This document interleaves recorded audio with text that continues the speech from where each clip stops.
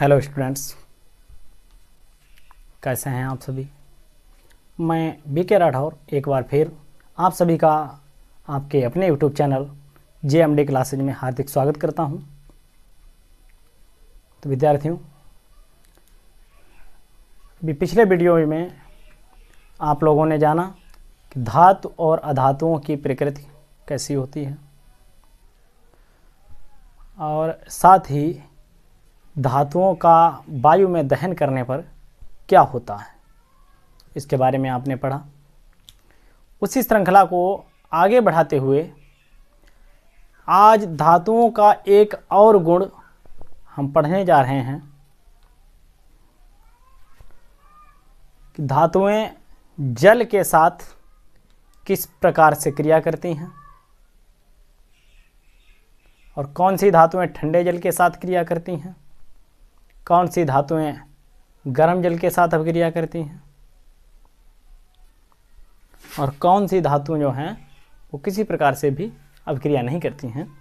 तो आइए शुरू करते हैं आज का सेशन।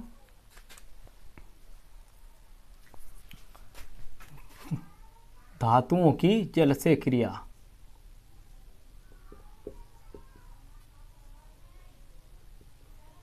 धातुओं की जल से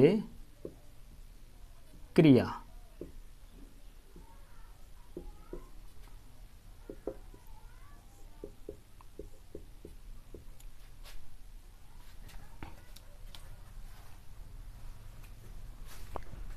देखिए, सोना, चांदी, मरकरी और प्लेटिनम, इन उत्कृष्ट धातुओं के अलावा कुछ अन्य ऐसी भी धातुएं हैं जो जल से क्रिया करके धात्विक ऑक्साइड बनाती हैं और हाइड्रोजन मुक्त करती हैं, या फिर धात्विक हाइड्रोक्साइड बनाती हैं और हाइड्रोजन मुक्त करती हैं। ठीक है, आइए इसको थोड़ा लिख करके समझते हैं। इन अभिक्रियाओं को हम इस प्रकार से लिख सकते हैं। धातु प्लस जल, इसकी क्रिया होगी तो या तो ये बनाएगा धात्विक ऑक्साइड,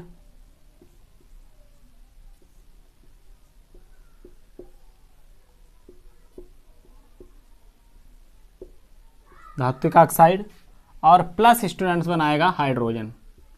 और हाइड्रोजन गैस वातावरण में मुक्त होती है। आप सभी जानते हैं गैसें जो हैं क्या करती हैं, नीचे से ऊपर की ओर उठती हैं। और या फिर धातु ऑक्साइड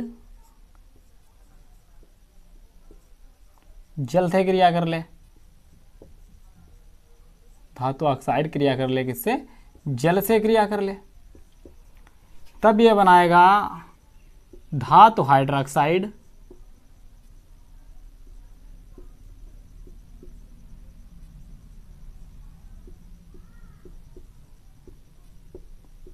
धातु हाइड्रोक्साइड बनाएगा।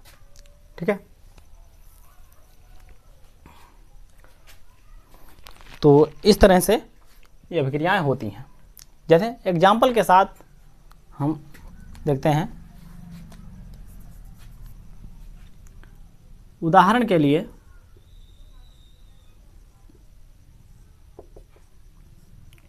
मैग्नीशियम को ले लेते हैं।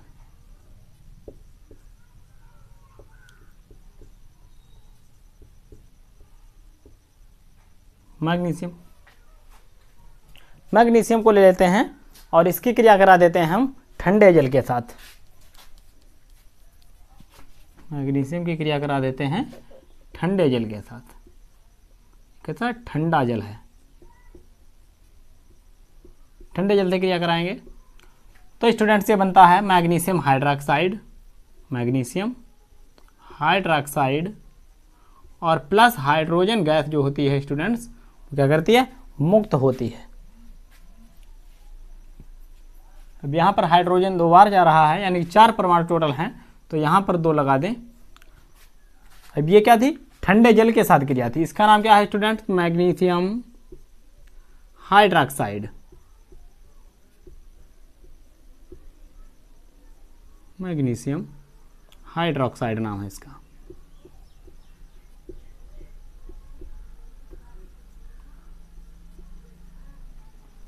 और इसको तो आप जानते हैं H2 किसका प्रतीक है, हाइड्रोजन का, हाइड्रोजन का प्रतीक। ठीक है, अब इसकी क्रिया करा देते हैं हम गर्म जल के साथ, यानी कि Mg, इसकी क्रिया करा देते हैं स्टूडेंट गर्म जल के साथ। पहले हमने क्या लिया था, ठंडा जल लिया था। देखिए दोनों प्रकार के जल का क्या असर पड़ता है इस रिएक्शन पर। गर्म जल से क्रिया करा देंगे। जब गर्म जल से स्टूडेंट्स हम क्रिया कराएंगे तो बनेगा हमारा मैग्नीशियम ऑक्साइड, यानी कि MgO, और हाइड्रोजन गैस जो है वो क्या करेगी, मुक्त होगी। ठीक है, हाइड्रोजन गैस जो है वो मुक्त होगी। दोनों ही दशाओं में हाइड्रोजन गैस बननी ही बननी है, चाहे वो ठंडे जल के साथ आप क्रिया कराएं चाहे गर्म जल के साथ। अंतर क्या पड़ेगा कि अगर आप ठंडे जल के साथ क्रिया कराते हैं तो मैग्नीशियम हाइड्रोक्साइड बनेगा, लेकिन अगर गर्म जल के साथ क्रिया कराते हैं तो मैग्नीशियम ऑक्साइड बनेगा। दोनों ही दशाओं में हाइड्रोजन बननी ही बननी है। ठीक है स्टूडेंट, इसका स्क्रीनशॉट ले लें। उसके बाद हम कुछ अन्य धात्विक गुणों के बारे में जानते हैं। तो मैं ऐसा करता हूं, आप लोगों ने स्क्रीनशॉट ले लिया होगा। अब मैं इसे इरेज करूंगा और उसके बाद आगे की तरफ बढ़ेंगे हम लोग। इसको हम इरेज कर देते हैं।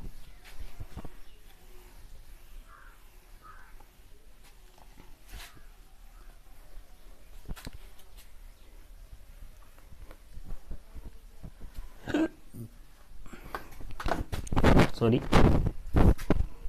आइए देखते हैं। तो दो प्रकार की अभिक्रियाएं होती हैं। कुछ धातुएं केवल ठंडे जल से अभिक्रिया करती हैं और हाइड्रोजन मुक्त करती हैं। तो आइए कुछ लिख लेते हैं। कुछ धातुएं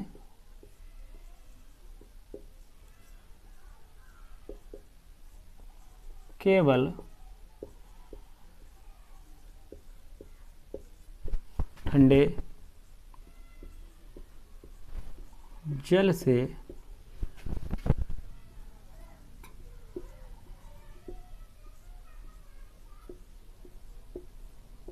क्रिया करती हैं एवं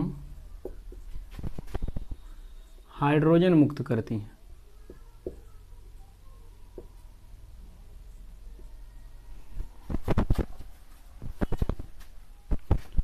जल से क्रिया करती हैं एवं हाइड्रोजन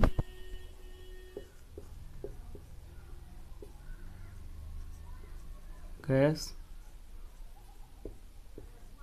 मुक्त करती हैं तथा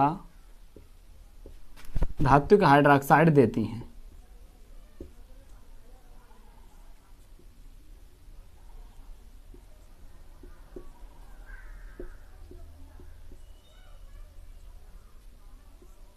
धात्विक हाइड्रोक्साइड देती हैं। ठीक है, और अगर इनकी अधिक मात्रा है तो ये ऊष्मा भी प्रदान करती हैं, और अधिक मात्रा, ज़्यादा मात्रा होने पर, बहुत अधिक मात्रा होने पर इनमें विस्फोट भी हो सकता है। जैसे नंबर 1 पर बात करेंगे हम सोडियम की। सोडियम बहुत ही अभिक्रियाशील पदार्थ है, धातु है। ये जल से क्रिया कर लेगी, किस प्रकार के, ठंडे जल से। तो सोडियम हाइड्रोक्साइड बनाती है और प्लस साथ में हाइड्रोजन गैस मुक्त करती है, और साथ में क्या होता है, एनर्जी उत्पन्न होती है, ऊष्मा जो होती है वो भी मुक्त होती है। ठीक है, यहाँ पर भी हाइड्रोजन के 2 परमाणु थे, लेकिन यहाँ 2 और हैं। तो यहाँ अगर हम 2 करते हैं तो हाइड्रोजन के 4 परमाणु हो जाएंगे और सोडियम के 2 परमाणु यहाँ हो जाएंगे। ठीक है स्टूडेंट, दूसरी धातु ले लेते हैं हम, पहले इसका नाम लिख देते हैं। इसका नाम क्या है स्टूडेंट, सोडियम। सोडियम, सोडियम, और इसको तो आप सभी जानते हैं एक जल है। यह है सोडियम हाइड्रोक्साइड। Sodium hydroxide.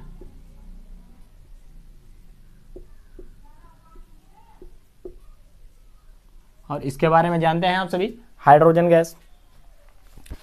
दूसरी धातु ले लेते हैं के, यानी कि पोटेशियम। हाँ, ये नाम लिख देते हैं पोटेशियम। पोटेशियम, इसकी भी क्रिया करा देते हैं ठंडे जल के साथ। पुनः सेम रिएक्शन होगी, पोटेशियम हाइड्रोक्साइड बनता है और साथ में हाइड्रोजन गैस निकलती है और कुछ ऊष्मा भी उत्सर्जित होती है। ठीक है, फिर से देखिए हाइड्रोजन का वही हाल है, यहाँ 2 हैं, एक यहाँ है, तो इसको 2 बना दीजिए, 4 हो जाएगा। यहाँ पर भी 2 लगा देंगे और यहाँ भी 2 लगा दिया हमने पोटेशियम के साथ, तो ये क्या है, पोटेशियम हाइड्रोक्साइड हो जाएगा।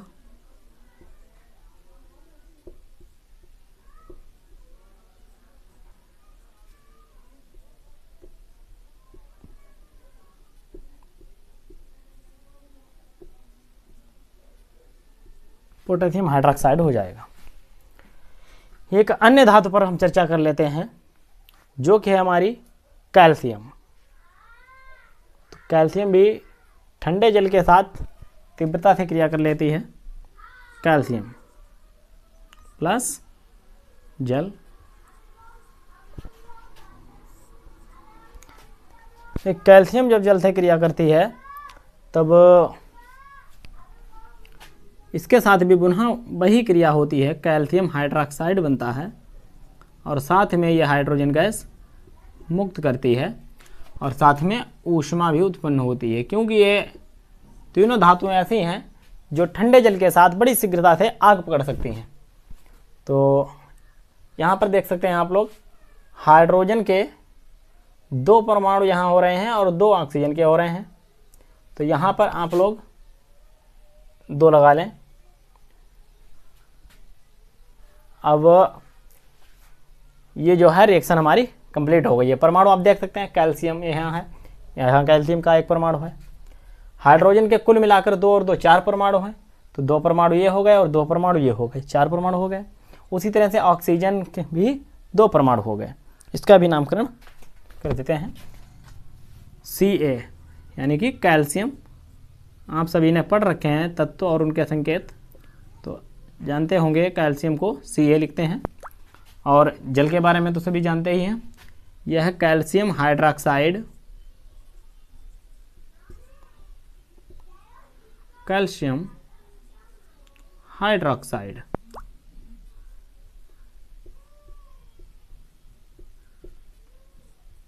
Calcium hydroxide. ठीक है स्टूडेंट, तो ये कुछ धातुएं थी जो ठंडे जल के साथ क्रिया करती हैं और साथ में ऊष्मा भी उत्पन्न करती हैं। तो आप में से जो भी इस वीडियो को देख रहे हैं, अगर उन्होंने अभी तक चैनल को सब्सक्राइब नहीं किया है तो चैनल को सब्सक्राइब कर दें और साथ ही बेल आइकन वाला बटन ज़रूर दबाएं, जिससे कि हमारे द्वारा प्रोवाइड कराई जा रही वीडियो पहुंचे हम तक सबसे पहले। इसका आप लोग स्क्रीनशॉट ले लें।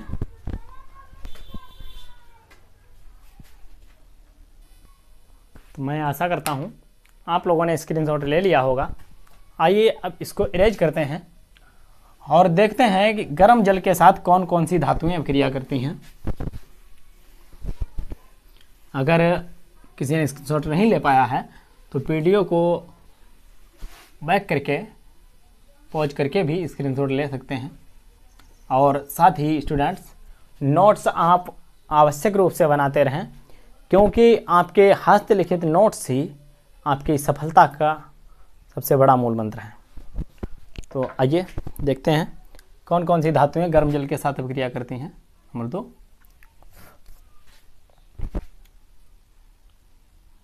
धातुओं की गर्म जल से अभिक्रिया।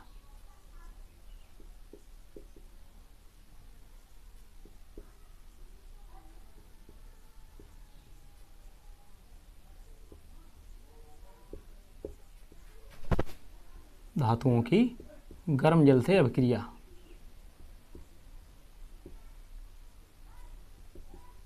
गर्म जल से अभिक्रिया। तो ये देखते हैं कुछ धातुएं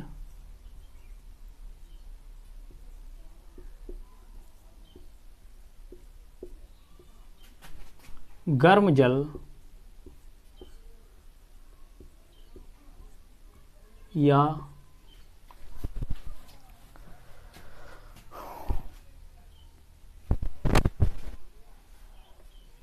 कुछ धातुएं जैसे, पहले लिख कुछ धातुएं जैसे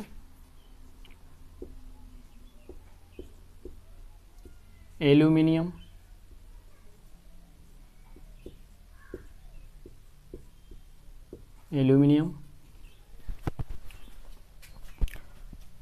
आयरन व जिंक आदि गर्म जल से क्रिया करते हैं। गर्म जल या फिर भाप से क्रिया करती हैं।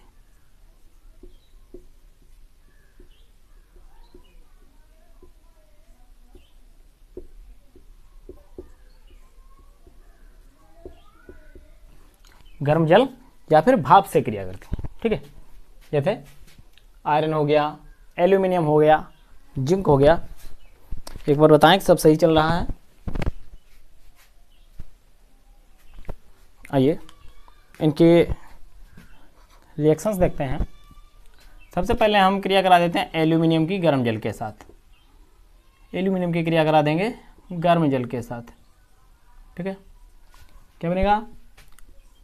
Al2O3 एल्यूमिनियम ऑक्साइड बनेगी। और साथ में क्या बनेगा स्टूडेंट? साथ में बनेगा हाइड्रोजन गैस, जो कि वातावरण में मुक्त हो जाती है। ठीक है, अब परमाणु बराबर कर लेते हैं। देखिए ऑक्सीजन के यहाँ परमाणु कितने हो गए? 3, और यहाँ पर है केवल 1, तो यहाँ पर 3 लगा दें। अब हाइड्रोजन के परमाणु हो जाएंगे 3 दूनी 6, और यहाँ पर हाइड्रोजन कहाँ है? केवल यहाँ पर है स्टूडेंट, तो यहाँ भी 3 लगा देंगे। हाइड्रोजन के परमाणु अब हो गए 6। ऑक्सीजन के 2 परमाणु हैं, तो इसीलिए यहाँ पर भी 2 लगा दें। इस तरह से ये समीकरण जो होता है संतुलित हो जाता है। नाम लिख देते हैं, इसका नाम एल्यूमिनियम,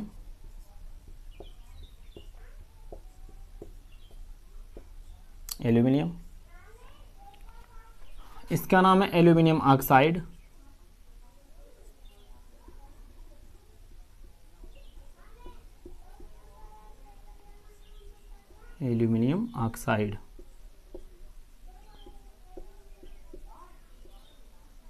और ये हाइड्रोजन गैस। अब आयरन की क्रिया देख लेते हैं।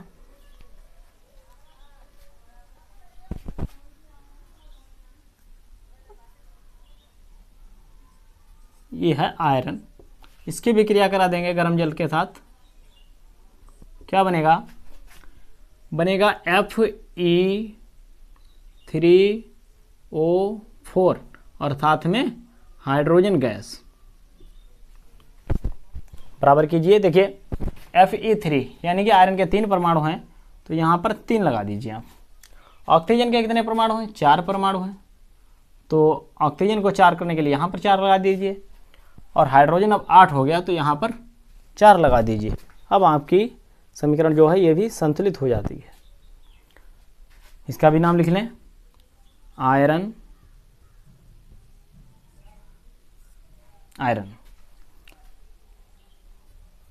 क्या बनेगा? आयरन ऑक्साइड बनाएगा।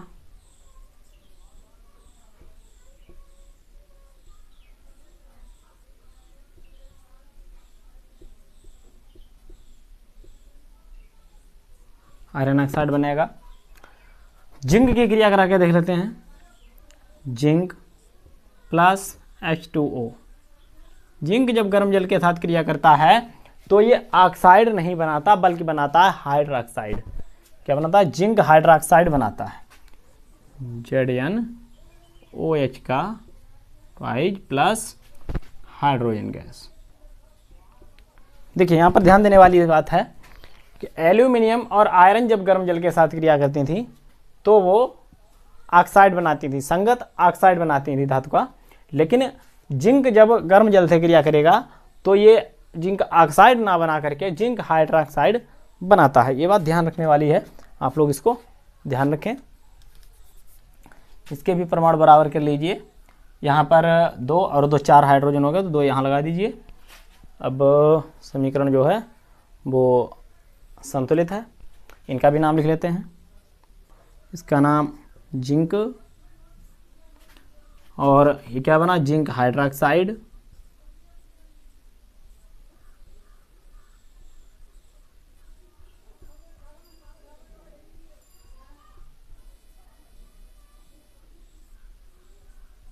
जिंक हाइड्रोक्साइड बनता है।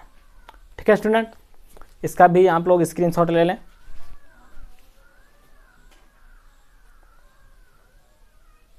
तो शायद अब आप लोगों ने इसका स्क्रीनशॉट ले लिया होगा। अब मैं इसको इरेज करता हूं।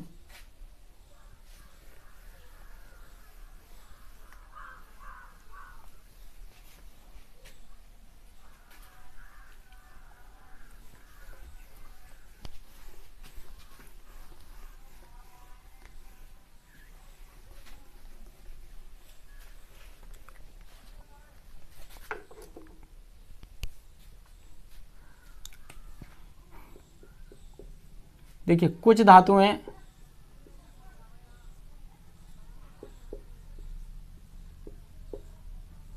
जैसे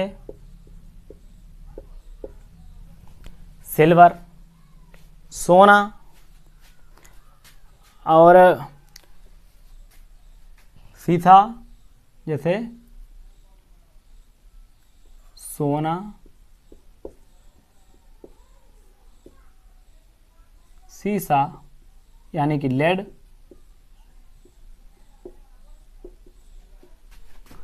कॉपर,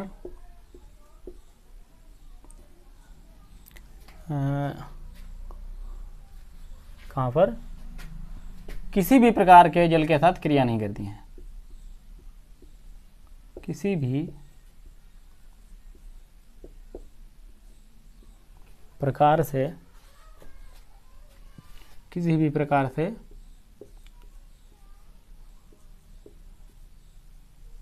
जल के साथ क्रिया नहीं करती हैं।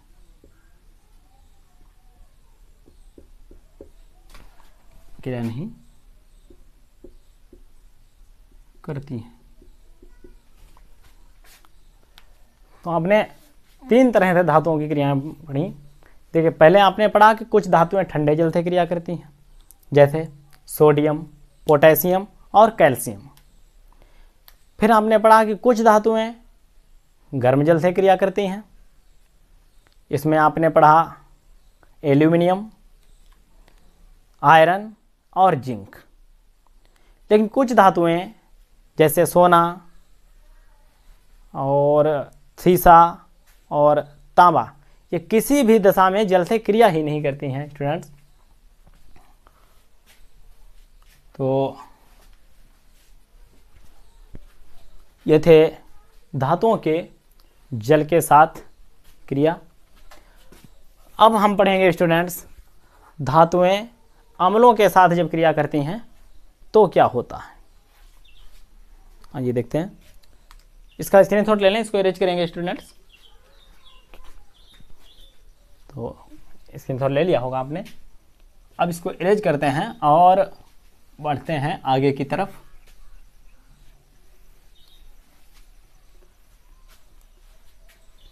धातुओं की अम्लों से क्रिया पढ़ेंगे स्टूडेंट्स। अभी तक हमने पढ़ा जल से क्रिया, अब हम पढ़ेंगे अम्लों से क्रिया। अम्लों से क्रिया पढ़ेंगे। ठीक है, देखिए अभी तक हम पढ़ चुके हैं 2 प्रकार से धातुओं की क्रियाएं। पहले हमने पढ़ा धातुओं की वायु में दहन होने से क्या क्रिया होती है, अर्थात दहन अभिक्रिया। ऑक्सीजन के साथ किस प्रकार से क्रिया करती हैं। फिर हम लोग अभी हमने पढ़ा है जल से अभिक्रिया। जिन लोगों ने धातुओं की वायु से क्या अभिक्रिया होती है इसके बारे में नहीं पढ़ा है, वो लोग डिस्क्रिप्शन बॉक्स में जाकर के वहाँ से दिए गए लिंक की सहायता से वीडियो को देख सकते हैं। तो आइए देखते हैं धातुओं की अम्लों से किस प्रकार से क्रिया होती है।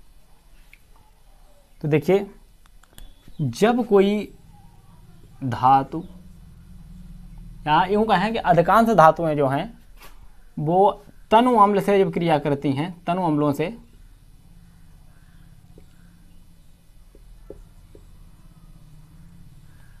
तो लवण और हाइड्रोजन देती हैं।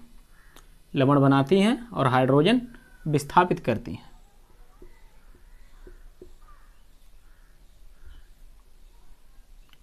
लवण बनाती हैं, हाइड्रोजन विस्थापित करती हैं।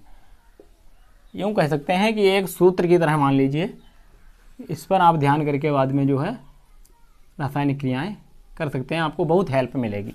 आइए इसको अब उदाहरण से समझते हैं। देखिए, मान लीजिए हम धातु लेते हैं आयरन, Fe। ये जब क्रिया करेगा तनु हाइड्रोक्लोरिक अम्ल से, आयरन जब तनु हाइड्रोक्लोरिक अम्ल से क्रिया करेगा तो ये बनाएगा FeCl2 और प्लस हाइड्रोजन मुक्त करता है। जैसा कि आप सूत्र में भी देख सकते हैं कि धातु जब तनु अम्ल से क्रिया करेगी तो लवण बनाएगी और साथ में क्या बनाएगी, हाइड्रोजन गैस बनाएगी, और हाइड्रोजन गैस मुक्त हो जाती है वातावरण में। तो इनका नाम लिख लेते हैं, इसका नाम आयरन और इसका नाम है हाइड्रोक्लोरिक अम्ल। अब जरा यहाँ देख लेते हैं, यहाँ पर क्लोरीन डबल है तो यहाँ 2 लगा दें, परमाणु हमारे बराबर हो जाते हैं। इसका नाम है हाइड्रोक्लोरिक अम्ल।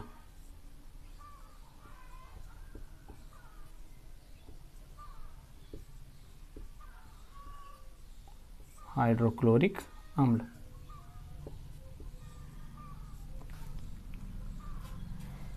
फेरिक क्लोराइड क्या बनेगा, ये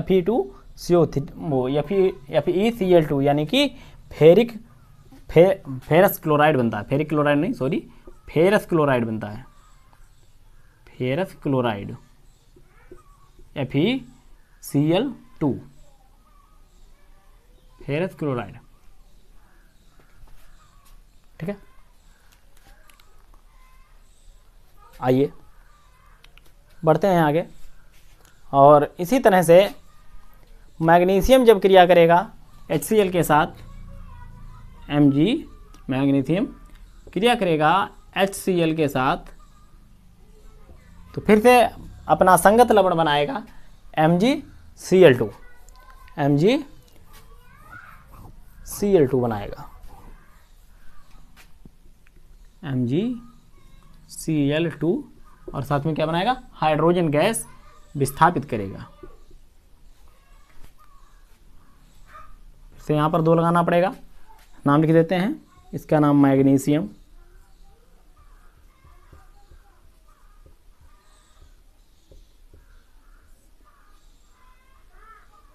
और इसका नाम हाइड्रोक्लोरिक अम्ल।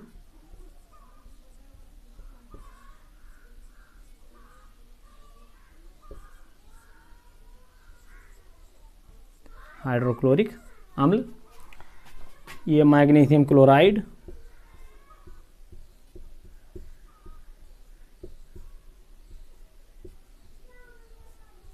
Magnesium chloride, magnesium chloride. ठीक है, देख सकते हैं आप दोनों में, पहले हमने आयरन धातु ली, फिर मैग्नीशियम धातु ली और क्रिया कराई है इनकी तनु हाइड्रोक्लोरिक अम्ल से। दोनों ही दशाओं में संगत धातु का लवण बन रहा है और साथ में हाइड्रोजन गैस मुक्त हो रही है। इसी तरह से जिंक की भी क्रिया कराते हैं, देख सकते हैं हम लोग। जिंक की क्रिया करा के देख लेते हैं, Zn जिंक प्लस HCl क्रिया कराएंगे, क्या बनेगा, ZnCl2 और साथ में बनेगा हाइड्रोजन जो कि वातावरण में मुक्त हो जाएगी। फिर से यहाँ पर 2 लगाना पड़ेगा क्योंकि क्लोरीन और हाइड्रोजन दोनों के परमाणु 2-2 हैं। ठीक है स्टूडेंट्स, मैं ऐसा करता हूँ कि आप लोगों को ये समझ में आ रहा होगा। इसका नाम क्या है, जिंक, और इसका नाम क्या है, इसका नाम तो आप जानते हैं पहले से ही, हाइड्रोक्लोरिक अम्ल, और ये है जिंक क्लोराइड।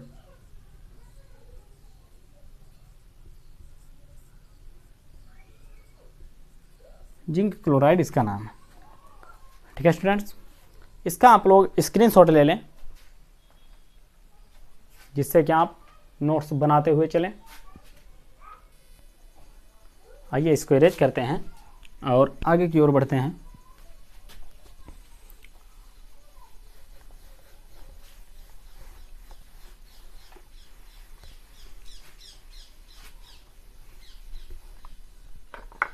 देखिए, ये सारी अभिक्रियाएं पढ़ने के बाद आपके मन में एक क्वेश्चन आ रहा चाहिए कि क्या सभी धातुएं अम्लों से क्रिया करके हाइड्रोजन देती हैं?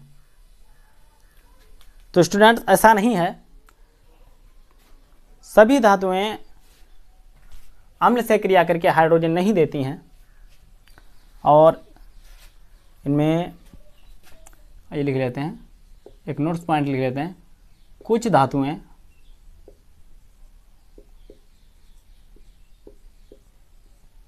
जैसे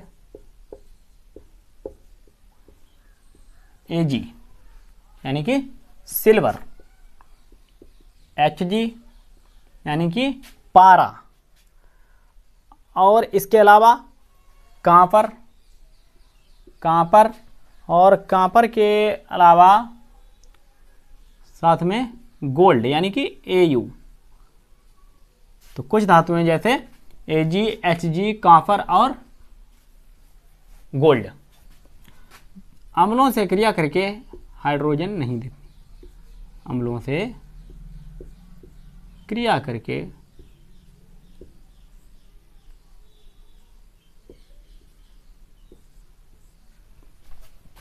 हाइड्रोजन नहीं देती।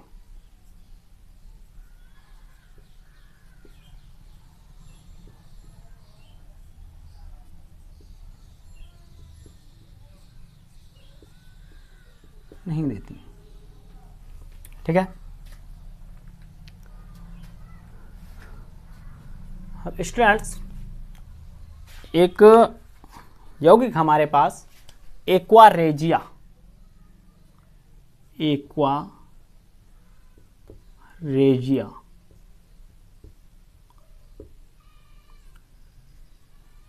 इस पर भी चर्चा कर लेते हैं।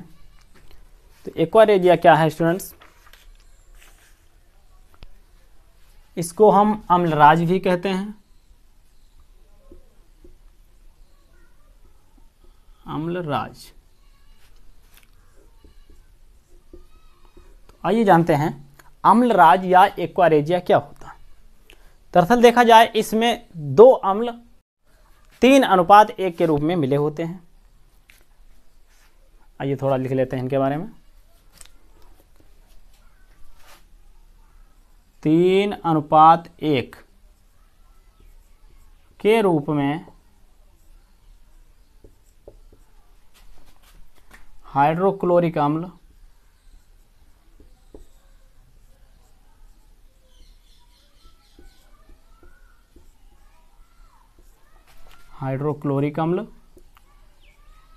यहाँ पर स्टूडेंट्स, आप लोगों से मेरा एक क्वेश्चन है कि बताइए हाइड्रोक्लोरिक अम्ल जो होता है इसका अणुसूत्र क्या है? बताइए फटाफट, आप लोगों ने कई बार पढ़ चुके हैं इसे। तथा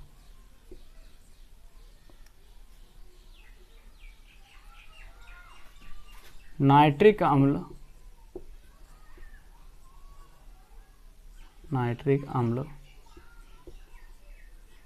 का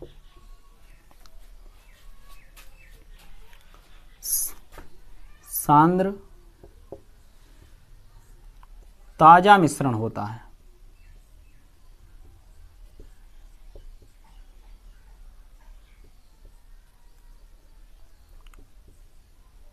सांद्र ताजा मिश्रण होता है।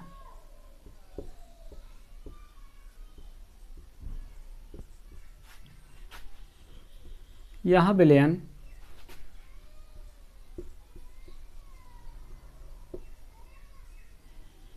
इतना शक्तिशाली होता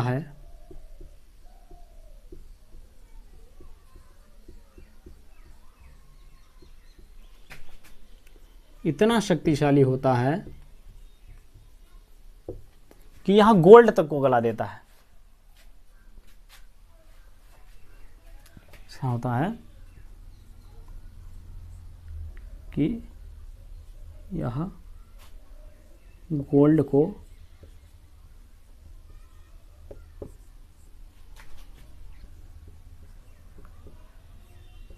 गला देता है। जबकि दोनों में से कोई भी अम्ल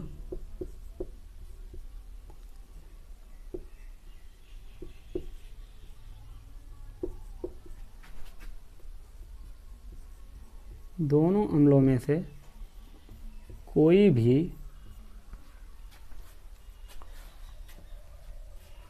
गोल्ड से क्रिया नहीं करता है।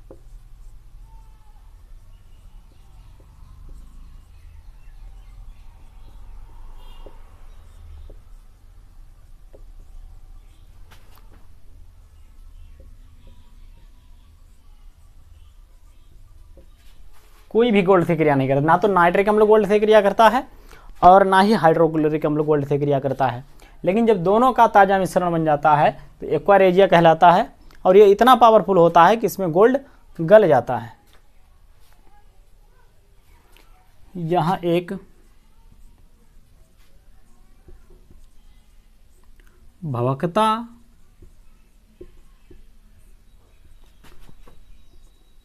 द्रव होने के साथ साथ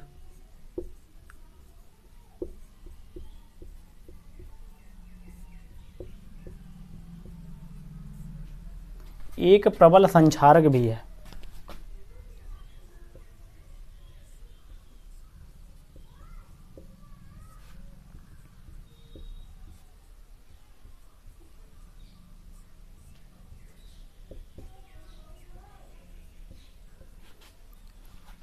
ठीक है,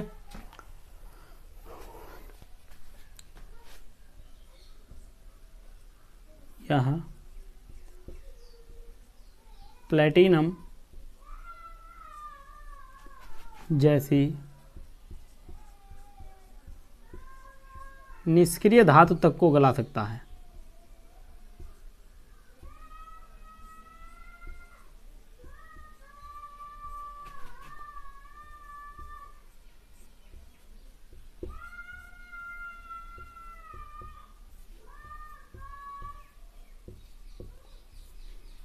गला सकता है। ठीक है स्टूडेंट, देखिए एक बार फिर से समझ लीजिए एक्वारेजिया या अम्लराज क्या है। तो ये 3:1 रूप 1 के अनुपात में हाइड्रोक्लोरिक अम्ल यानी कि 3 अनुपात में हाइड्रोक्लोरिक अम्ल और 1 हिस्सा नाइट्रिक अम्ल का ताज़ा मिश्रण, वो भी सांद्र होता है। या यूँ कहें कि सांद्र हाइड्रोक्लोरिक अम्ल और सांद्र नाइट्रिक अम्ल को 3 अनुपात के रूप में मिला करके इसे तैयार किया जाता है और ये ताज़ा मिश्रण होता है। ये इतना शक्तिशाली होता है कि गोल्ड अर्थात सोने को भी गला देता है और तो और प्लेटिनम जैसी निष्क्रिय धातु जिस पर किसी का कोई प्रभाव नहीं पड़ता है उसको भी ये गला देता है। इसीलिए ये एक भवकता द्रव होने के साथ साथ प्रबल संक्षारक भी है।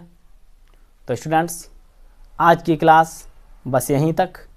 क्लास आपको कैसी लगी कमेंट में ज़रूर बताएं और जिन लोगों ने चैनल को सब्सक्राइब नहीं किया है वो चैनल को सब्सक्राइब करें। और अगर आपको लगता है कि इतनी मेहनत के बाद आपके एक लाइक के हम हकदार हैं तो वीडियो को लाइक ज़रूर करें। बहुत ही जल्द मिलेंगे एक नए टॉपिक के साथ, तब तक के लिए आपसे विदा लेते हैं। आप लोग पढ़ते रहिए और तैयारी करते रहिए। धन्यवाद। स्क्रीनशॉट ले लीजिएगा आप लोग।